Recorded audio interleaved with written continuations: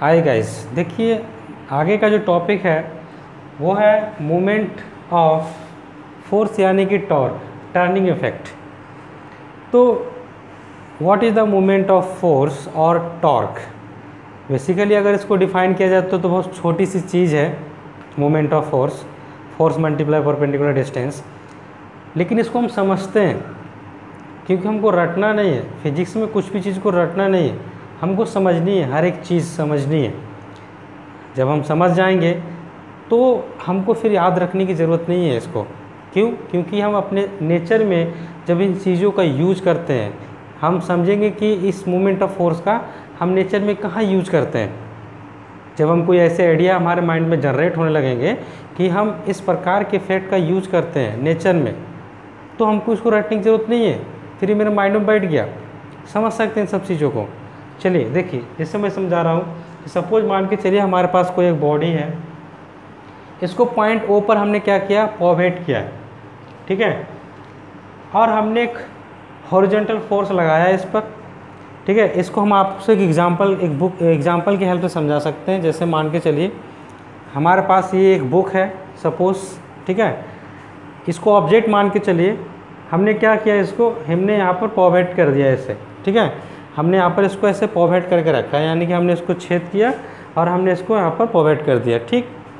तो जब हमने यहाँ पर इसको पॉवेट किया, आप जो हवा करने वाला होता है उसके माध्यम से आप समझ सकते हैं। तो आप सोचिए, क्योंकि हमने इसको यहाँ पर पॉवेट किया है ऐसे करके लटका हुआ, ये दिख ही रहा होगा, ये आप डोर की हेल्प से भी समझ सकते हैं, ठीक है। तो जब आप इसमें ऐसे फोर्स लगाएंगे गाइस, क्योंकि जब आपने इसको यहाँ पर पॉवेट किया हुआ है और जब आप इस पर ऐसे फोर्स लगाएंगे तो ये बॉडी कभी भी लीनियर मोशन को मूव नहीं करेगा। क्यों इसमें लीनियर मोशन प्रोड्यूस नहीं होगा? क्योंकि आप फोर्स लगा रहे हो हॉरिजॉन्टल, ठीक है, और आपने इसको पॉवेट कैसे किया, वर्टिकली। तो आप जब फोर्स लगाएंगे तो बॉडी ऐसे नहीं मूव करेगा, यानी इसमें लीनियर मोशन नहीं प्रोड्यूस होगा। क्यों प्रोड्यूस नहीं होगा? Because body is pivoted about the point, है ना, इस पॉइंट के अबाउट हमने इसको क्या करके रखा है, पॉवेट करके रखा है। तो जब हम इसमें हॉरिजॉन्टल फोर्स लगाएंगे तो इसमें प्रोड्यूस क्या होगा, इसमें एक मोशन प्रोड्यूस होगा। वो मोशन होगा कौन सा, रोटेशनल मोशन। किस पॉइंट के अबाउट, तो अबाउट द पॉइंट पॉवेटेड, जिस पॉइंट के अबाउट हमने इसको पॉवेट किया है उस पॉइंट के अबाउट इसमें रोटेशनल मोशन प्रोड्यूस होगा। कैसा रोटेशनल मोशन, तो about the vertical axis, this is the vertical axis, ये वर्टिकल एक्सिस है। When we applying the horizontal direction force, ये फोर्स जब हम अप्लाइड कर रहे हैं तो about the vertical axis object start the rotate. Object क्या करता है गाइज, वहाँ पर रोटेट करना स्टार्ट कर देता है। तो सेम कंडीशन देखिए, यहाँ पर हमने इसको पॉवेट किया है, क्योंकि ये फिगर जो है एक्चुअली में 2D में बना हुआ है, यानी कि 2D प्लेन में बना हुआ है, ठीक है। तो आपको समझना होगा, ये कोई ऑब्जेक्ट है, ठीक है, हमने क्या किया, इसके सरफेस पे है ना ऐसे करके फोर्स लगा रहे हैं, ऐसे करके फोर्स लगा रहे हैं, यहाँ पर ये पॉवेटेड है, ठीक है। तो जब हम फोर्स लगाएंगे तो ऑब्जेक्ट में लीनियर मोशन तो किसी हालत में प्रोड्यूस नहीं होने वाला है।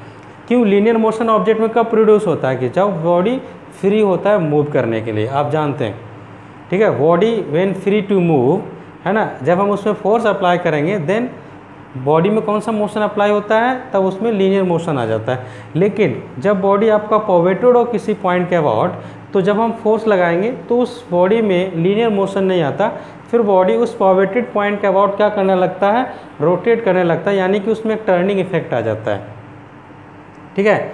तो ये क्या करने लगा, इस पॉइंट के अबाउट रोटेट करने लगता है, यानी कि इसमें रोटेशन मोशन आ गया, ठीक है। तो ये जो रोटेशन मोशन है ये दो चीज़ों पे डिपेंड करता है गाइस, ठीक है। किन किन चीज़ों पे डिपेंड करता, यानी कि ये जो टर्निंग इफेक्ट इसमें आया है, जो मोशन आया अबाउट द वर्टिकल एक्सिस, ये दो चीज़ों पे डिपेंड करता है। एक तो डिपेंड करता है आपका मैग्नीट्यूड ऑफ द फोर्स, यानी कि जितना ज़्यादा फोर्स लगाओगे, है ना, जितना ज़्यादा फोर्स लगाओगे इधर, ऑब्जेक्ट उतनी ही तेज़ी से मूव करेगा अबाउट द पॉवेटेड पॉइंट, ठीक है। दूसरी बात क्या है, दूसरी किस चीज़ पे डिपेंड करता है ये मोमेंट ऑफ फोर्स, दूसरा डिपेंड करता है मोमेंट ऑफ फोर्स इस परपेंडिकुलर डिस्टेंस पे। आप देख रहे होंगे जो आपने लाइन ऑफ एक्शन फोर्स लगा के रखा है, इस लाइन ऑफ एक्शन कहाँ पर फोर्स लगाया है, पी पर। तो पी ऑब्जेक्ट पॉवेटेड कहाँ पर है, पॉइंट ओ पर ऑब्जेक्ट जो है पॉवेटेड है, और पी क्या हो गया आपका, line of action of force, A P आपका line of action of force हो गया। तो ओ से लेकर के पी, यानी कि ओ पी की जो डिस्टेंस है उस पर डिपेंड करेगा, और आपने जो फोर्स लगाया है उस फोर्स के मैग्नीट्यूड पे डिपेंड करता है, ठीक है, दो चीज़ों पे डिपेंड करता है। क्या चीज़? Movement of force. हम लिख देते हैं, ठीक है, क्या लिखेंगे? Factor affecting the turning effect of the turning effect of force on the body. ठीक है, factor affecting the turning effect of force on the body किन चीज़ों पर डिपेंड करता है? दो चीज़ों पर डिपेंड करता है। सबसे पहला तो बात जो है, ठीक है, आप पहला पॉइंट ले लीजिए। क्या लिख लीजिए आप? पहला पॉइंट ये है कि फैक्टर्स अफेक्टिंग, है ना, फैक्टर अफेक्टिंग द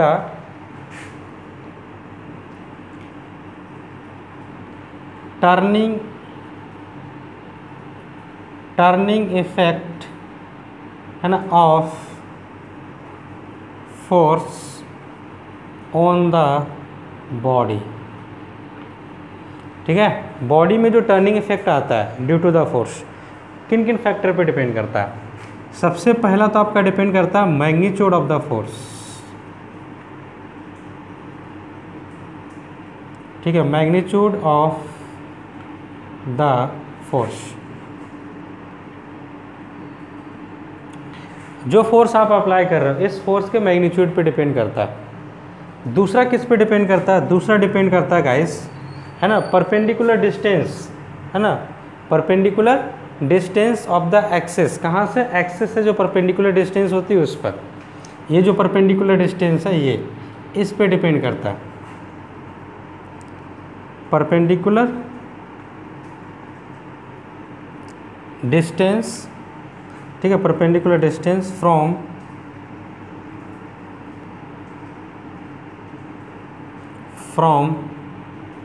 है ना, from which the object is rotate. ठीक है, जहाँ से ऑब्जेक्ट रोटेट करता है वहाँ से परपेंडिकुलर डिस्टेंस, है ना, टू द है ना line of action of force. ठीक है, परपेंडिकुलर डिस्टेंस होती है कहाँ से? जहाँ से पॉइंट रोटेट करता है और कहाँ तक? जहाँ पर फोर्स हम अप्लाई करते हैं उसके बीच के परपेंडिकुलर डिस्टेंस पर ही डिपेंड करता है। क्या चीज़? Movement of force. तो देखिए गाइस, ये जो मूवमेंट ऑफ फोर्स है दो चीज़ पे डिपेंड किया, वो भी डायरेक्टली डिपेंड कर रहा है।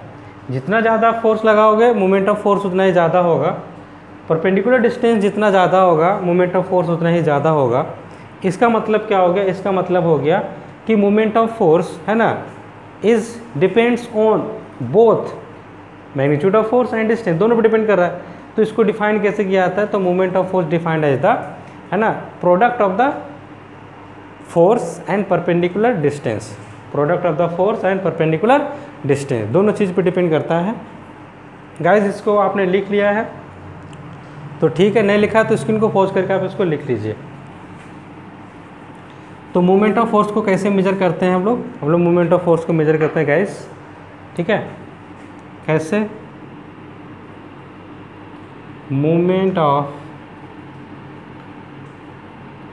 फोर्स इज इक्वल टू, ठीक है, फोर्स मल्टीप्लाई परपेंडिकुलर डिस्टेंस। अगर हम इस फिगर के हिसाब से लिखें तो क्या लिख सकते हैं? इस फिगर के हिसाब से फोर्स हो जाएगा F, परपेंडिकुलर डिस्टेंस हो जाएगा OP।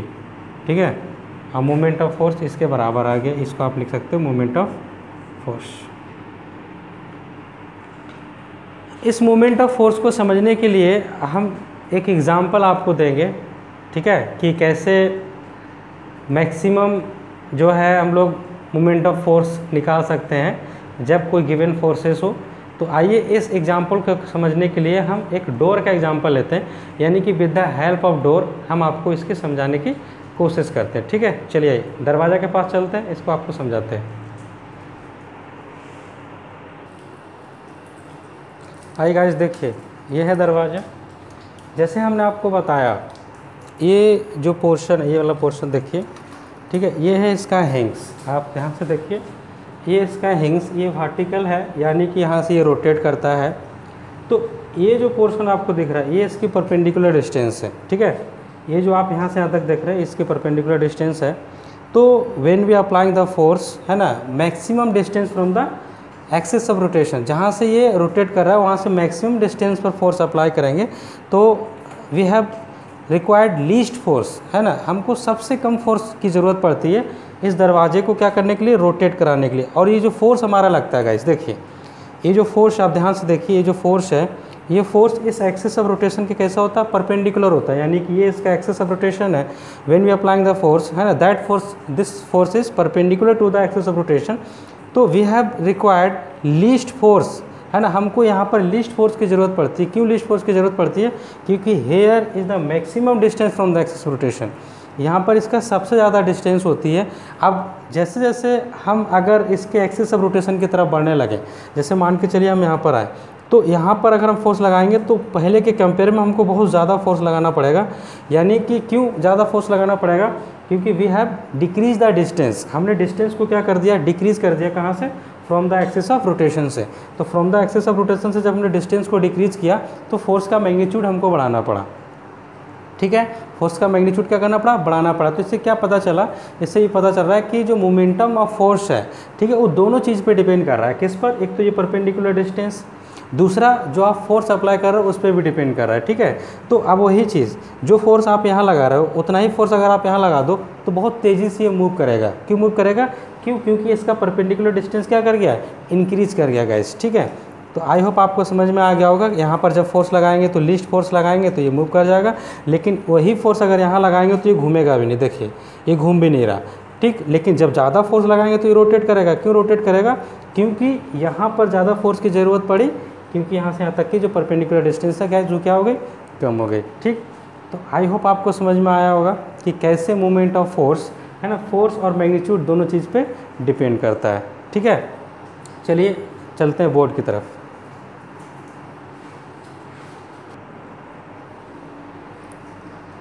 आई होप गाइस आपको ये मूवमेंट ऑफ फोर्स वाला कंसेप्ट समझ में आया होगा, ठीक है। तो एक चीज़ और हम आपको, जैसे अभी हमने बताया दरवाज़ा वाले केस में जो समझाया, उसी को हम आपको बताना चाहेंगे कि कोई गिवन फोर्स के लिए, ठीक है, एग्जांपल्स आते हैं, क्वेश्चंस आते हैं एग्ज़ाम में कि सपोज आपके लिए कोई फोर्स दिया हुआ है F, ठीक है, क्या गिवन है, आपको फोर्स दिया हुआ है F, ठीक है, और आपको बोला कि गिवन फोर्स के लिए आपको मैक्सिमम क्या निकालना है, मोमेंट ऑफ फोर्स निकालना है। गिवन फोर्स है, मैक्सिमम मोमेंट ऑफ फोर्स चाहिए, तो व्हाट कैन यू डू। अगर गिवन फोर्स है, मैक्सिमम मोमेंट ऑफ फोर्स चाहिए, तो उसके लिए हमको मैक्सिमम परपेंडिकुलर डिस्टेंस चाहिए, है ना। वी हैव रिक्वायर्ड, क्या रिक्वायर्ड होगा, वी हैव, है ना, वी हैव रिक्वायर्ड मैक्सिमम, ठीक है, maximum perpendicular distance, maximum perpendicular distance है, ठीक है। अब सेम उसी प्रकार से अगर हमको कम से कम, है ना, दिया हुआ फोर्स है, गिवन फोर्स है, कम से कम अगर हमको मोमेंट ऑफ फोर्स चाहिए तो मिनिमम परपेंडिकुलर डिस्टेंस चाहिए, ठीक है। तो उसके लिए हमको क्या चाहिए, मिनिमम परपेंडिकुलर डिस्टेंस, ठीक है, क्योंकि परपेंडिकुलर डिस्टेंस जितना कम होगा फोर्स, है ना, यानी कि मोमेंट ऑफ फोर्स उतना ही कम आएगा, क्योंकि फोर्स आपको सेम दिया हुआ, फोर्स चेंज करना नहीं है। अब जैसे मान के चलिए गिवन डिस्टेंस के लिए, है ना, गिवन डिस्टेंस के लिए आपको बोला जाए कि मोमेंट ऑफ फोर्स मैक्सिमम चाहिए, ठीक है, मैक्सिमम यानी कि मोमेंट ऑफ फोर्स चाहिए आपको मैक्सिमम, तो फोर्स ज़्यादा से ज़्यादा आपको लगाना पड़ेगा। फोर्स जितना ज़्यादा लगाओगे मोमेंट ऑफ फोर्स उतना ही ज़्यादा आएगा, फोर्स जितना कम लगाओगे मोमेंट ऑफ फोर्स उतना ही कम आएगा। तो आई होप आपको समझ में आ गया होगा, ठीक। चलिए अब बात करते हैं इसका यूनिट्स पर, है ना, ऐसा unit of moment of force. चलिए आइए बात करते हैं हम लोग, ठीक है, ऐसा यूनिट ऑफ मोमेंट, ठीक है, मोमेंट ऑफ फोर्स। क्या ऐसा यूनिट हो जाएगा, मोमेंट ऑफ फोर्स का फार्मूला आपने क्या लिख के रखा है, फोर्स, है ना, फोर्स मल्टीप्लाई परपेंडिकुलर डिस्टेंस। तो फोर्स के लिए आप जानते हैं क्या होता है, न्यूटन। डिस्टेंस का ऐसा यूनिट मीटर होता है, डिस्टेंस का ऐसा यूनिट क्या होता है, मीटर, तो हो जाएगा न्यूटन मीटर, ठीक है। ऐसा यूनिट क्या आ गया इसका, न्यूटन मीटर, ठीक है। तो द ऐसा unit of moment of force is, यहाँ लिख सकते हैं आप इज़, ठीक है, न्यूटन मीटर। अगर हम बात करें इसका सीजीएस यूनिट का, चलो आप सीजीएस यूनिट में बात करते हैं पहले। तो सीजीएस यूनिट, ठीक है, CGS unit of moment of force,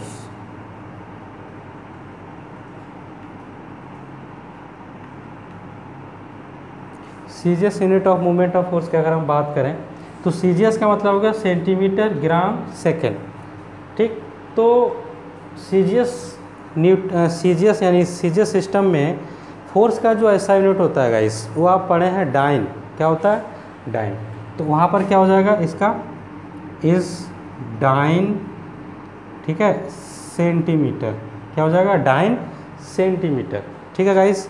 तो अब हम क्या करेंगे, एक रिलेशन निकालेंगे न्यूटन और डाइन के बीच में। उससे पहले भी आपको हम बताना चाहेंगे, क्योंकि फोर्स का ग्रेविटेशनल ऐसा यूनिट भी होता है, फोर्स का ग्रेविटेशनल ऐसा यूनिट भी होता है। तो आइए ग्रेविटेशनल ऐसा यूनिट के फॉर्म में देख लेते हैं, ठीक है, ग्रेविटेशनल ऐसा यूनिट के फॉर्म में,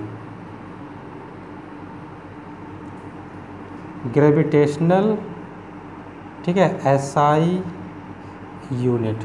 ग्रेविटेशनल ऐसा यूनिट के केस में अगर देखा जाए तो क्या हमारे पास आ जाएगा, क्या चीज़, मूवमेंट ऑफ फोर्स। तो ग्रेविटेशनल ऐसा यूनिट में, ग्रेविटेशनल ऐसा यूनिट में मूवमेंट ऑफ फोर्स आपका आएगा, क्योंकि फोर्स का क्या यूनिट होता है, केजीएफ। तो क्या आंसर आ जाएगा,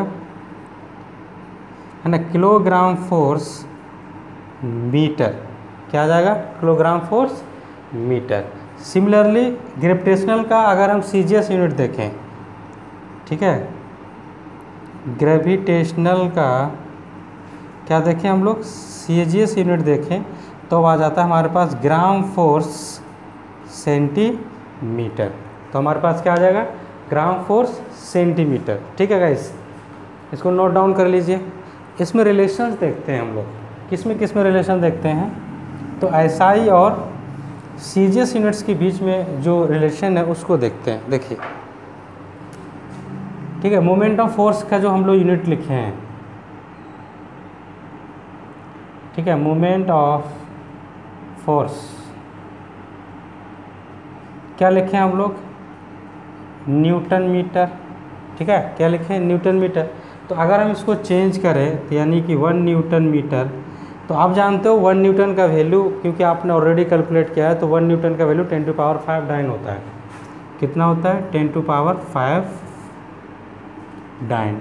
और 1 मीटर इज इक्वल टू 10⁻, क्या जाता है, 2, क्या चीज़, सेंटीमीटर। तो ये क्या बन जाएगा, ये बन जाएगा 10⁷, ठीक है, डाइन सेंटीमीटर। तो ये आ गया आपके पास रिलेशन, किसमें, ऐसा यूनिट और सीजीएस यूनिट में गाइस, ठीक है, ये आपको पता होनी चाहिए।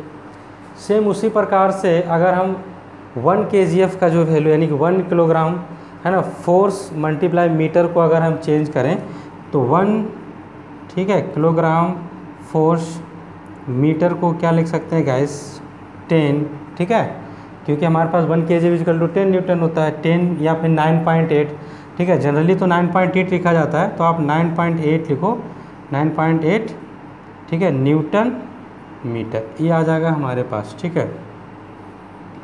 सेम उसी प्रकार से अगर हम इसको सीजीएस में कन्वर्ट करते हैं तो हमारे पास 1 gram force centimetre equal to होता है, कितना आ जाएगा गाइस, 980, ठीक है, डाइन सेंटीमीटर, ठीक है, 980 डाइन सेंटीमीटर जो है गाइस हमारे पास निकल करके आता है, ठीक है गाइस।